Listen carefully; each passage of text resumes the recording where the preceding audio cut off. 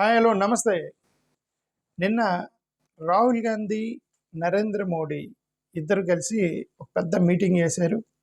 వాళ్ళిద్దరిని చూడటానికి చాలామందికి సంతోషం అనిపించింది. ఎందుకంటే నరేంద్ర మోడీ గారు, రాహుల్ గాంధీ వాళ్ళిద్దరు రోజు తిట్టుకొని ఫైనల్గా ఫేస్ టు ఫేస్ కూర్చొని 88 నిమిషాల మీటింగ్ జరిగింది వాళ్ళిద్దరి మధ్యలో. సరే, నిన్నే కవర్ అయింది, నిన్నే మీరు చూసింటారు లోపల ఏం జరిగింది అనేది. బట్ దానికి ముందు ఏం జరిగింది, ఎందుకు మోడీ గారు రాహుల్ గాంధీని పిలిచాడనే దాన్ని మనం చూద్దాం. ఎందుకు రాహుల్ గాంధీని మోడీ గారు పిలిచారంటే, జనరల్గా ఎలక్షన్ కమిషనర్, చీఫ్ ఎలక్షన్ కమిషనర్ని అపాయింట్ చేసేటప్పుడు లీడర్ ఆఫ్ అపోజిషన్, వీళ్ళందరూ ఇండిపెండెంట్ ఇన్స్టిట్యూషన్స్, నేషనల్ ఏజెన్సీస్ అంటారు. Okay, independent national agencies like election commission, chief election commissioner officer, election కమిషనర్స్ని రిక్రూట్ చేసేటప్పుడు, అపాయింట్ చేసేటప్పుడు అపోజిషన్ లీడర్ ఆఫ్ అపోజిషన్ని పిలవాలి, అతని యొక్క కన్సల్ట్ తీసుకోవాలి. స్టేట్ ఎలక్షన్ కమిషనర్స్ని రిక్రూట్ చేసేటప్పుడు కూడా లీడర్ ఆఫ్ అపోజిషన్ యొక్క అభిప్రాయం తీసుకోవాలి. చీఫ్ ఇన్ఫర్మేషన్ కమిషనర్ అంటే ఆర్టీఐ ద్వారా మనం డేటా అడుగుతుంటే ఇన్ఫర్మేషన్ కమిషనర్, ఆర్టీఐ కమిషనర్ని కూడా అపాయింట్ చేసేటప్పుడు ఈయన యొక్క పర్మిషన్ అంటే ఆయన కన్సెంట్ తీసుకోవాలి. ఇన్ఫర్మేషన్ కమిషనర్స్ని, స్టేట్ ఇన్ఫర్మేషన్ కమిషనర్స్ని, ఆయన్ని సెంట్రల్ విజిలెన్స్ కమిషనర్ని అపాయింట్ చేసేటప్పుడే విజిలెన్స్ కమిషనర్ అంటే ఇంటెలిజెన్సీ ఏజెన్సీస్ వాళ్ళందరూ ఉంటారు కదా, ఓకే, వాళ్ళ కమిషనర్ని కూడా ఈయన యొక్క అగ్రిమెంట్ ఉండాలి. ఓకే, విజిలెన్స్ కమిషనర్స్ అంటే స్టేట్ కమిషనర్స్ని కూడా అపాయింట్మెంట్ చేసేటప్పుడు లీడర్ ఆఫ్ అపోజిషన్ యొక్క కన్సెంట్ అంటే ఇప్పుడు అతను కన్సెంట్ ఉన్నా లేకపోయినా ముగ్గురు ఉంటారు కాబట్టి ముగ్గురులో అదే కదా మార్చారని గొడవ చేశాడు కదా అతను. ఇతన్ని కూడా పిలవాలి, అతనితో కూడా చర్చించాలనేది రాజ్యాంగం. ఎందుకంటే ఇవి ఇండిపెండెంట్ బాడీస్, అవి గవర్నమెంట్ నామినేటెడ్ అయితే అపోజిషన్ అడగాల్సిన అవసరం లేదు. ఇండిపెండెంట్ బాడీస్ అనేవి అపోజిషన్ ప్లస్ రూలింగ్ కలిపి తీసుకోవాలనేది democratic system. Director central bureau of investigation, CBI, director CBI అప్పుడు కూడా ఇతన్ని అడగాలి. ఈ చైర్మన్ నేషనల్ ఎన్హెచ్ఆర్సి అప్పుడు చైర్మన్ కూడా రాహుల్ గాంధీని అడగాలి.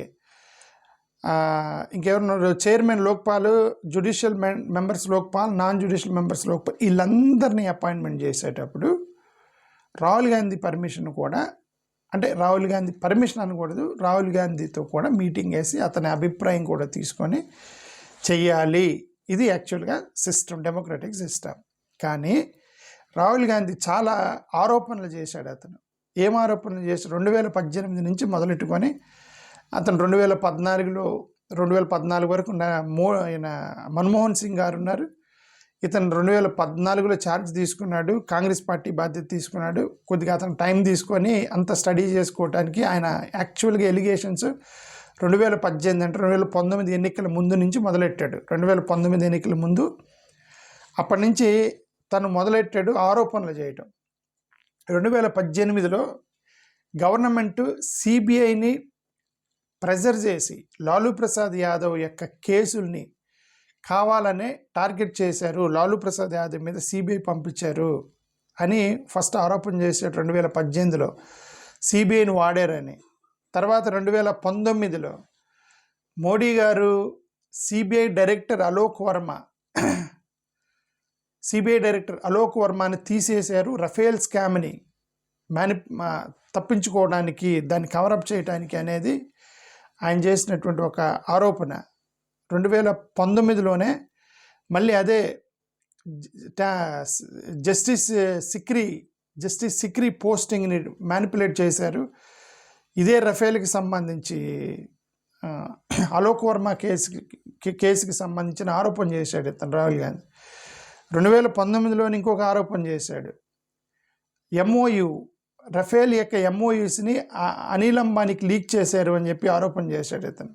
ఇవన్నీ కూడా ఇండిపెండెంట్ ఇన్స్టిట్యూషన్స్ అన్నీ కూడా వీళ్ళు మిస్యూజ్ చేశారనేది ఇతను చేసిన ఆరోపణలు. నమో యాప్ అనేది ఒకటి పెట్టి సిటిజన్స్కి సంబంధించిన డేటా మొత్తం కలెక్ట్ చేశాడని ఆరోపణ చేశాడు. ఎలక్షన్ కమిషన్ ఆఫ్ ఇండియాని క్యాపిచులేట్ చేశాడు మోడీ గారు. ఈవీఎంస్, ఎలక్షన్ షెడ్యూలు, నమో టీవీ, మోడీస్ ఆర్మీ ఇట్లాంటి పదాలన్నీ పెట్టి ఒక పెద్ద ట్వీట్లు కొట్టాడు ఒకే అతను ఆరోపణలు చేస్తూ. 2019లో ఈడీ, సిబిఐ మీడియా వాడి చిదంబరాన్ని క్యారెక్టర్ అసాసినేషన్ చేశారు అని చెప్పేసి ఆరోపణ చేశాడు అతను. 2019లో బాండ్స్, ఎలక్టోరల్ బాండ్స్ అనేవి పెద్ద బ్రైబ్స్, అవి ఆర్బీఐ గైడ్లైన్స్ని ఇగ్నోర్ చేశారు బ్లాక్ మనీకి సంబంధించి అని ఒక ఆరోపణ చేశాడు. దానికి సంబంధించి అగైన్ 2023లో మిస్యూజ్డ్ ఏజెన్సీస్ని మిస్యూజ్ చేసి జర్నలిస్టులని, నాన్ ప్రాఫిట్ ఆర్గనైజేషన్స్ని, ఎన్జిఓస్ని టార్గెట్ చేశారని ఒక ఆరోపణ చేశాడు. మళ్ళీ 2023లో Modi government misused institutions, parliament for despicable actions, okay, దానికి సంబంధించి కూడా అతను చేశాడు. 2023లో మోడీ గారు అదానికి టైస్ ఉన్నాయి, సంబంధాలు ఉన్నాయని, వాళ్ళు ఇన్స్టిట్యూషనల్ ఏజెన్సీస్ మొత్తం వాడారని చెప్పేసి అతను ఆరోపణ చేశాడు. మళ్ళీ 2023లోనే ఆర్ఎస్ఎస్ ద్వారా నేషనల్ ఏజెన్సీస్ మొత్తం కూడా క్యాప్చర్ చేశారని 2023లో ఫస్ట్ ఆరోపణ చేశాడు అతను. యూకేలో కూర్చొని యూకే నుండి చేశాడు అది. 2022లో సెంటర్ ఈడీని మిస్యూజ్ చేశారు. ఇక ఇన్ఫ్లేషను, గ్రోత్ రేట్ని అన్నిటిని తప్పించుకోవడానికి ఈడీని వాటిని వాడాడని ఆరోపణ చేశాడు అతను. మళ్ళీ 2022లో non cooperation with SC committee and Pegasus software మీద పెద్ద ఆరోపణలు చేశాడు అతను. 2024లో మళ్ళీ డెమోక్రసీ ఫ్రీజ్ అయిపోయింది, అకౌంట్స్ అన్ని ఫ్రీజ్ చేశారు, సీఎంస్ని జైల్లో పెట్టారు, ఏజెన్సీస్ని వాడారు, బ్లాక్ మనీని బాండ్స్ ద్వారా తయారు చేసుకోవడానికి, ఇవన్నీ కూడా ఆరోపణలు చేశాడు అతను. ఇండిపెండెంట్ ఇన్స్టిట్యూషన్స్ ద్వారా ఇన్ని ఆరోపణలు చేశాడు రాహుల్ గాంధీ. 2024లో మళ్ళీ first election with direct assault with constitution అని ఒక పెద్ద స్పీచ్ ఇచ్చాడు. అక్కడ మోడీ ప్రజల యొక్క వాయిస్ని క్యాప్చర్ చేశాడని. ఈడీ, సిబిఐ, ఐటీ, ఈ ఏజెన్సీస్ అన్నీ కూడా బీజేపీ అపోజిషన్ ఎలిమినేషన్ సెల్ అని చెప్పి పేరు పెట్టాడు వాటికి.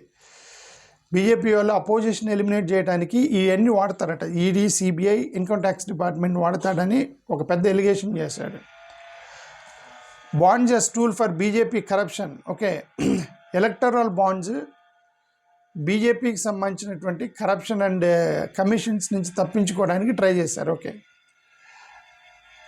ఎలక్షన్ కమిషన్ ఆఫ్ ఇండియాని తనకున్నటువంటి డిసెంట్ని ఒక నోట్ రాసి నోట్ రూపంలో పడేశాడు. ఫిబ్రవరి 18, 2025లో మీరు ఎలక్షన్ కమిషన్ ఆఫ్ ఇండియాని ఎలా వాడుతున్నారు అనే దాని మీద ఒక పెద్ద లిస్ట్ ఇచ్చాడు రాహుల్ గాంధీ, దాని మీద పెద్ద ఆరోపణలు చేస్తూ. ఓకే, తర్వాత 2025 నుంచి యాక్చువల్గా అతను ఎలక్షన్ కమిషన్ మీద యుద్ధం మొదలెట్టాడు, ఆరోపణలు చేయడం మొదలెట్టాడు. ఎలక్షన్ కమిషన్ వాడావు నువ్వు అని. గవర్నర్స్ అపాయింట్మెంట్ని షిఫ్ట్ చేశారు, ఎలక్షన్ కమిషన్ని బ్లాక్ చేశారు. సిఐడి ఓట్ థెఫ్ట్ చేస్తుంటే కర్ణాటకకు సంబంధించిన సిఐడి బ్లాక్ చేశారట, ప్రోబ్ని బ్లాక్ చేశారంటే ఓ లెవెల్కి వెళ్ళిన తర్వాత ఆ తర్వాత పైకి వెళ్ళాలంటే ఈ ఎలక్షన్ కమిషను కోఆపరేట్ చేయాలి. ఎలక్షన్ కమిషను ఆ సోర్స్ కోడ్ ఇవ్వకుండా మొత్తం ఆపేసి ఆ యొక్క ఏమంటారు ఇన్వెస్టిగేషన్ బ్లాక్ చేసింది ఎలక్షన్ కమిషన్ అనేది ఆరోపణ చేశాడు అతను. తర్వాత మెషిన్ రీడబుల్ని ఇవ్వమని చెప్పి అడిగాడు, సీసీటీవీ ఫుటేజ్ ఇవ్వమని అడిగాడు. జూన్ 2025 ఈ సంవత్సరంలో ఎక్యూజ్ చేశాడు. 2025 అదే జూన్లో 100% ప్రూఫ్ ఉందని ప్రెస్ మీట్ పెట్టి ఓటర్ టెఫ్ట్ మీద రచరచ చేశాడు. ఓకే, తర్వాత ఇదే సెప్టెంబర్ 2025లో సిఈసి ఎవిడెన్స్ని బ్లాక్ చేస్తుందని చెప్పేసి మళ్ళీ రెండో ఆరోపణ చేశాడు. ఓకే, నవంబర్ 16వ తారీఖున మోడీ గారు long term claim of attacking constitution అనేది ఏదో ఒక ట్వీట్ చేశారు నాగ్పూర్ ర్యాలీలో మాట్లాడుతూ. డిసెంబర్ 6, 2025లో question on voter rolls, EVM audits, BJP fake voters, chief justice of India removal, immunity, CCTV deletion, వీళ్ళన్నీ కూడా వీటన్నిటి మీద ఒక పెద్ద ఆర్టికల్ డిస్కషను రచ్చ చేశాడు. మళ్ళీ దాని మీద అతను ఓట్ చోరీ బిగ్గెస్ట్ యాంటీ నేషనల్ అని చెప్పేసి దానికి సంబంధించిన లోక్సభలో స్పీచ్ ఇచ్చాడు, ప్లస్ ట్వీట్ చేశాడు. నిన్న డిసెంబర్ 10, 2025న మళ్ళీ సీసీటీవీలు, ఈవీఎంలు, ఓటర్ లిస్టులు యాక్సెస్ ఇవ్వాలని ఒక పెద్ద లెక్చర్ ఇచ్చాడు పార్లమెంట్లో. ఇంత చేసిన తర్వాత ఇక తప్పదురాబాయ్ ఇతను గొడవ చేస్తున్నాడని చెప్పి నేను పిలిచారు. అతన్ని పిలిచి లోపల ఏం మాట్లాడారు అనేది ఇప్పుడు ఇక్కడ మనం ఆలోచించాల్సిన విషయం. వాళ్ళిద్దరు కలిసి ఏం డిస్కషన్ చేశారు అనేది ఈ పాటికి మీరు న్యూస్ పేపర్లో అక్కడ ఇక్కడ చూసే ఉంటారు. వాళ్ళిద్దరు ఏం డిస్కస్ చేశారని మీకు ఈ పాటికి తెలిసే ఉండేది న్యూస్ పేపర్, ఎందుకంటే నిన్నే కలిశారు వాళ్ళు. డిఫరెంట్ న్యూస్ పేపర్స్లో మీరు చూసి ఉంటే చదివి ఉంటారు. ఓకే, ఆయన ఎలక్షన్కి ఆయన రెండే డిమాండ్లు పెట్టాడట రాహుల్ గాంధీ. 88 నిమిషాలు మాట్లాడారు ఇద్దరు. మోడీ గారు, అమిత్ షా గారు ఒక లిస్ట్ పెట్టారంట అతని ముందు. లిస్ట్ పెట్టి ఇది లిస్ట్ కరెక్టే అని అన్నారట. దీన్ని అపాయింట్ చేయబోతున్నామన్నారట. ఇతను అబ్జెక్షన్ చేశాడు అనేది లోపల వస్తున్నటువంటి సమాచారం. ఇతనేం అబ్జెక్షన్ చేశాడు రాహుల్ గాంధీ? ఎస్సీ ఎస్టీ బీసీలకు సంబంధించిన వాళ్ళ యొక్క ప్రాతినిధ్యం లేదు మీరు పెట్టిన దాంట్లో. మీరందరూ కూడా ఒక అప్పర్ కమ్యూనిటీకి సంబంధించిన ఓసీ కేటగిరీ, అది కూడా అదే అండి వాళ్ళు పెద్దోళ్ళు వాళ్ళు ఉంటారు కదండి, మనం ఎన్నిసార్లు చెప్పిన అది. ఓకే, ఆర్ఎస్ఎస్లో ఒక కేటగిరీ ఉంటారు, వాళ్ళ కేటగిరీ మొత్తాన్ని మీరు అపాయింట్ చేస్తున్నారు జడ్జిలుగా, వైస్ ఛాన్సలర్స్గా, అక్కడ ఇక్కడ కాదు. ఎస్సీ ఎస్టీ బీసీలకు సంబంధించిన ప్రాతినిధ్యం ఉండాలి అని పట్టుబట్టాడట నిన్న మోడీ గారితో. వాళ్ళు లేదు ఈ లిస్ట్ కరెక్టే, ఇది కరెక్ట్గానే చేసాము అంటే ఇంక్లూజివ్నెస్ ఉండాలి. మీరు ఇచ్చేటువంటి లిస్ట్లో ఇంక్లూజివ్నెస్ లేదు, ఆ ఇంక్లూజివ్నెస్ తోటి మీరు పెట్టండి అని ఒక పేపర్ల మీద రాసి ఆయన అబ్జెక్షన్స్ మొత్తం కూడా అతనికి హ్యాండ్ ఓవర్ చేశారు. దాని మీద చర్చ జరిగింది. 88 నిమిషాలు ఏం మాట్లాడనేది మొత్తం చెప్పలేము, బయటికి రాదు. అది వచ్చిన నట్షల్లో ఇన్ఫర్మేషన్. అది ఎస్సీ ఎస్టీ బీసీల యొక్క ఇంక్లూజివ్నెస్ అపాయింట్మెంట్స్లో ఉండాలి అనేది ఒక డిమాండ్ పెట్టాడట. ఓకే, ట్రాన్స్పరెంట్ పీపుల్ని, మీడియా ఏమంటే ఇన్ఫ్లుయెన్స్ లేని పీపుల్ని మీరు పెట్టండి, డెమోక్రసీని మనం కాపాడాలంటే మీరు మిస్యూజ్ చేస్తున్నారని చెప్పేసి డైరెక్ట్గా వాళ్ళతో మాట్లాడాడట నిన్న. ఇది రాహుల్ గాంధీ చేసినటువంటి మీటింగ్. నిజం చెప్పాలంటే అతను సక్సెస్ సాధించినట్టే. అతను ఆరోపణలు చేసి గొడవ చేసి చివరికి అతన్ని పిలిచారు అతన్ని. ఓకే, ఒక రకంగా చెప్పాలంటే అతను సక్సెస్ అయినట్టే లీడర్ ఆఫ్ అపోజిషన్గా నాకు తెలిసిన వరకు. అది నా అభిప్రాయం. థ్యాంక్ యూ, నమస్కారం.